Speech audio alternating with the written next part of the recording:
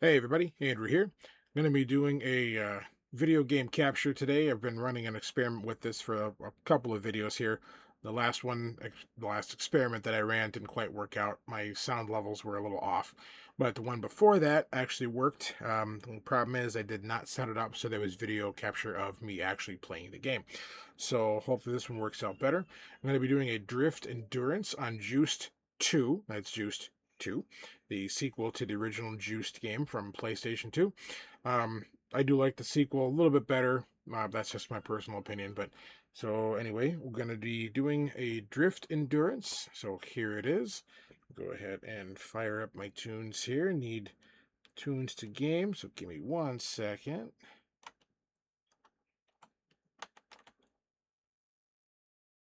Just got to make sure I got the right one. There we are. All right, so here we go.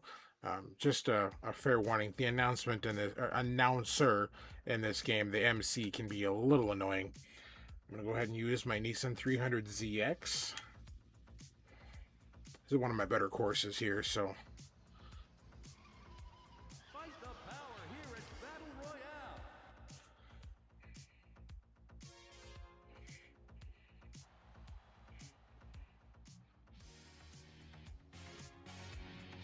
adjust my levels a bit here.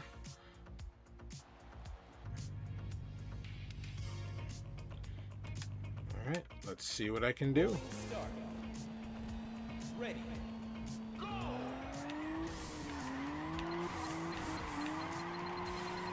Intense skill power slide like R1.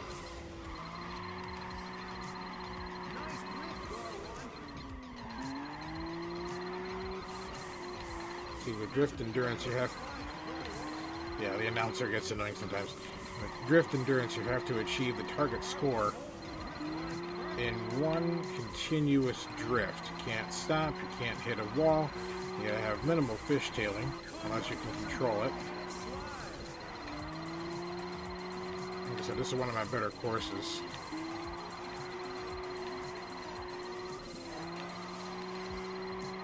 That part right there can get a little sketchy if you're not ready for it.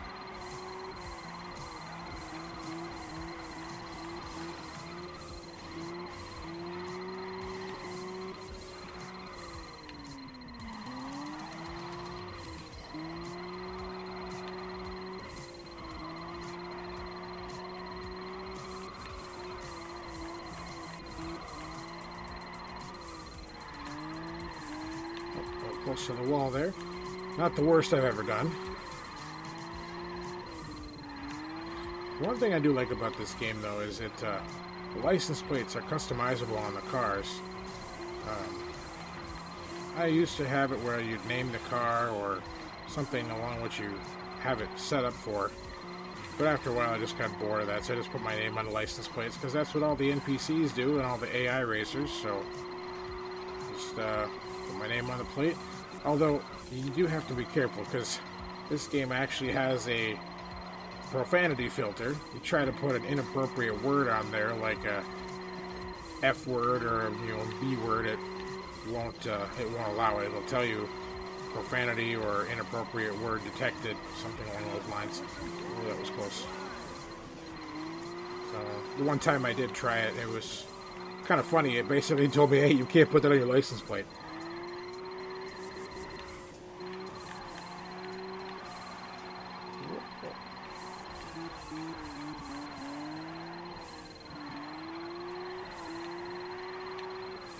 Got to be a little careful on this course because if your drifts get a little too lazy, you can lose control and hit the wall.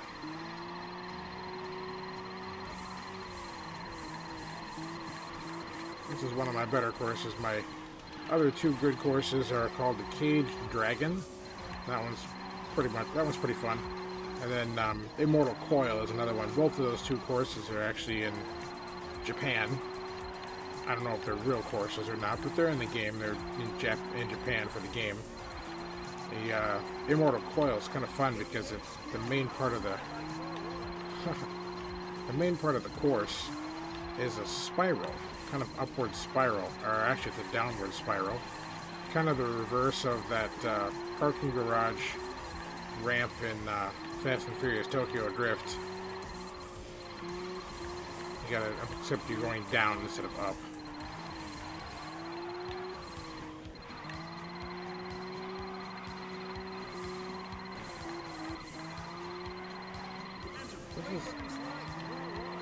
This one's a nice wide course. Pretty easy course when you know what you're doing. The only drawback with the drift courses in this game is that it doesn't have a, what do you call it, a heads-up display map. So you kind of have to follow the lines on the course itself and memorize the more difficult ones. Glide and it slide. Like I said, the announcer in this game can be a little annoying at times. Especially when he just calls your car by its number.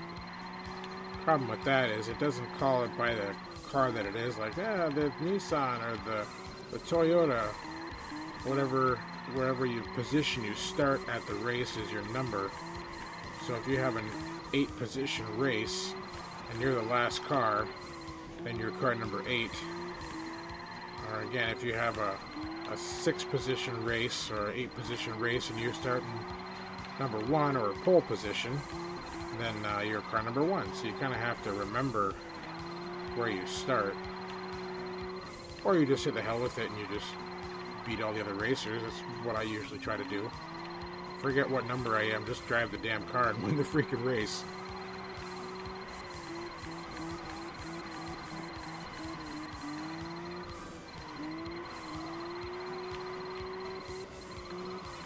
Some of the way these courses are set up, like right here, you get like, it's a bridge or grading or something. Kind of makes you wonder how that works. Like, wouldn't it shred the tires?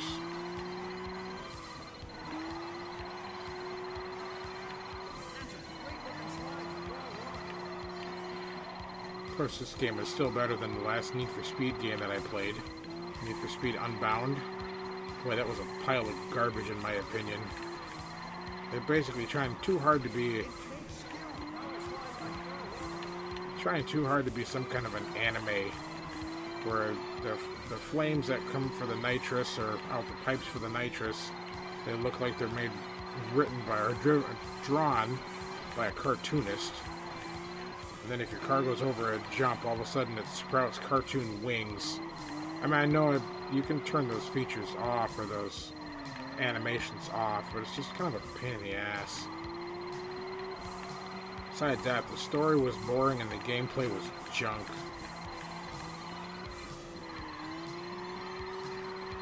Nice with this one. Yeah, it's minimal story on this one, but it's still a lot of fun to play.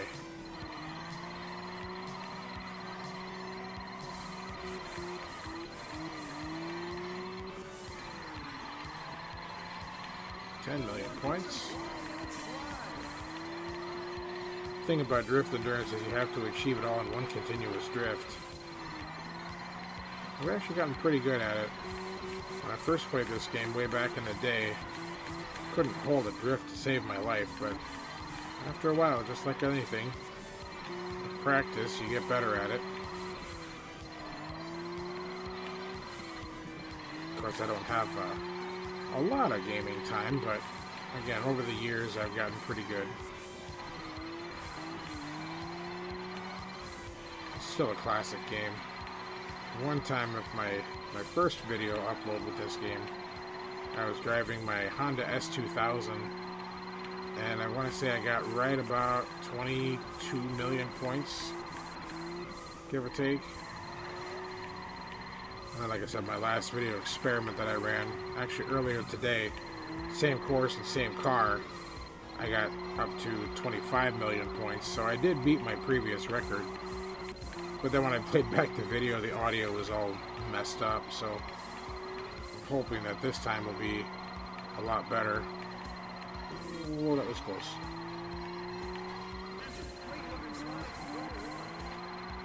That split in the course, you gotta watch out. If you're not ready for it, you can actually end up nailing the thing. One time I was driving a Renault Clio in the game and I hit it head on. Just wham!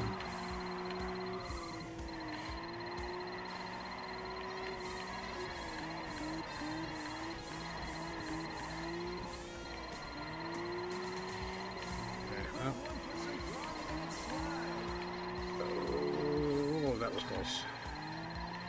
It's not as close as I thought. You gotta really watch when you step out the tail end too much and backfire on you. But I suppose that's probably with any drift car. And I've actually done that personally with my own car. My own car's front-wheel drive. It's a little bit different, but it was on ice.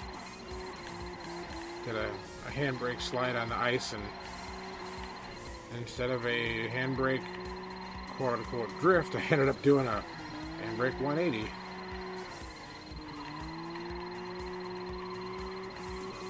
But again, with practice, you actually get pretty good at it when you know your car control. And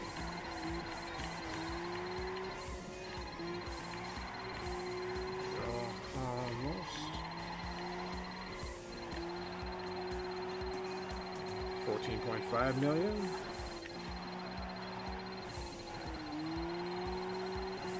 Can I hit 25 again? Let's find out.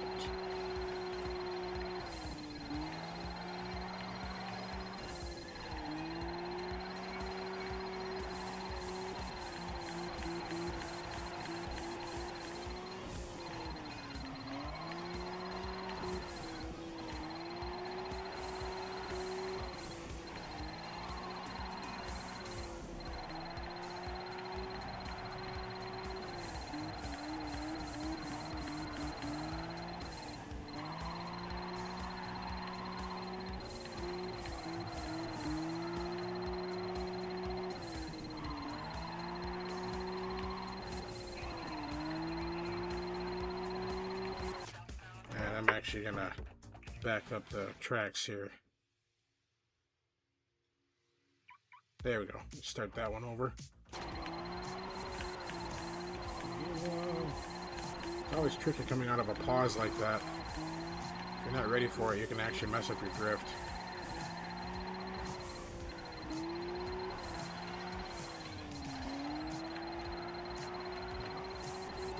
Change out track, because one video I had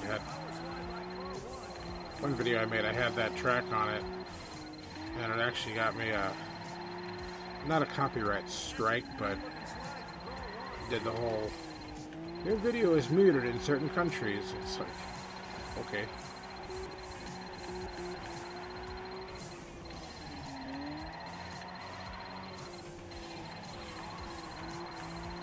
$17 mil.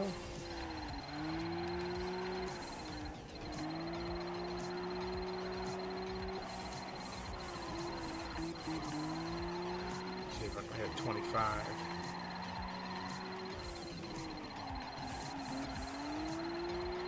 Kind of makes you wonder.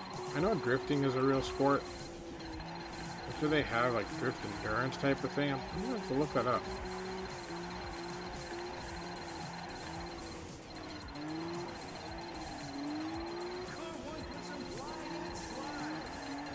Glide and its slide. I makes you wonder who programmed the MC for this game. Some of the things he says are really stupid.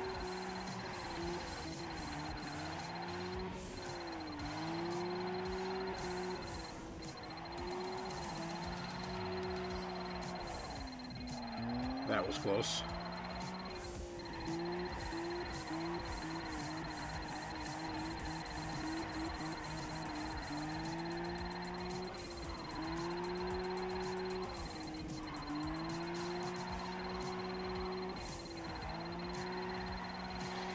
One thing I do like about, another thing I like about this game is the details in the cars. You can actually, like, I know it's hard to see in the drift mode, but when you're racing, you can actually watch a driver, your avatar, so to speak, steering and actually shifting. So if you run manual transmission, which I always do, whenever you hit the shift button, you can actually see the driver take his hand off the wheel and shift. And this is a left-hand drive car, so you can actually see him take his right hand off the wheel and then reach down for the shifter. And in other vehicles, like with a right-hand drive car, same thing. You can see him take his left hand off the wheel and actually reach down for the shifter. There we go, 20 million points.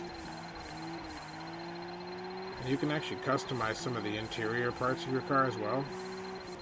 So you can see like the steering wheel. You can customize the roofs on certain cars. It takes skill to power slide like Car 1. Not this one because the 300ZX originally had T-tops, so you can't really customize the roof on this one. But I like the T-tops anyway, so 300ZX has always been kind of one of my dream cars, personally.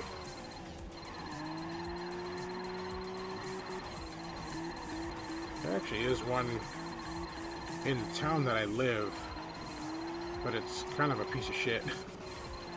It was not very well taken care of, and the guy beats the hell out of it, so I feel sorry for the car.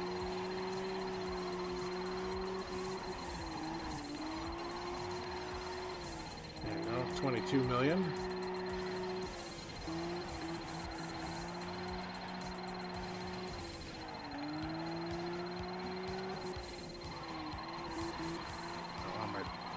Don't want my drifting to get lazy.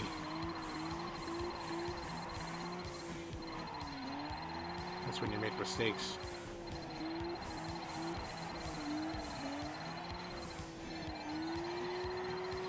Car 1 puts some glide in its slide. It says that all the time. Put some glide in its slide. It's so stupid. I don't even know what the hell that means. I mean, obviously I know what it means, but it's like, why would you say that at a drifting event?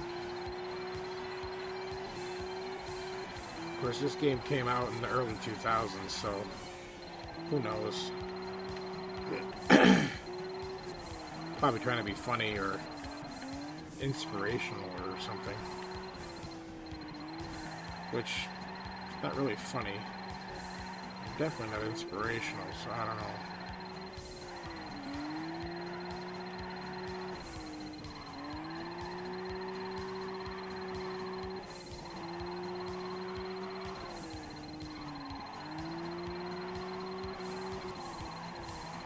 Almost there. Hit 25 million.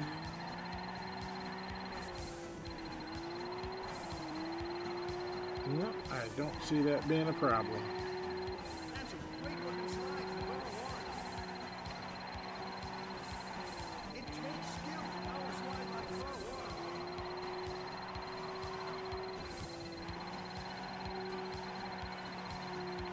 Car 1. 25 million points. And oh, held on to it. Thought I was going to hit the wall for a second there.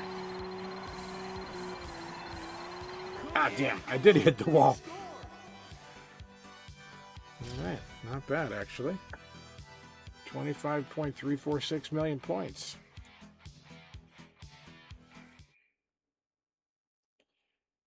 Can't argue that score. Not bad at all. I beat my previous record. Well, there you go. That was my Drift Endurance and Juiced 2. Thanks for watching, and check out my other videos, and we'll see you guys next time.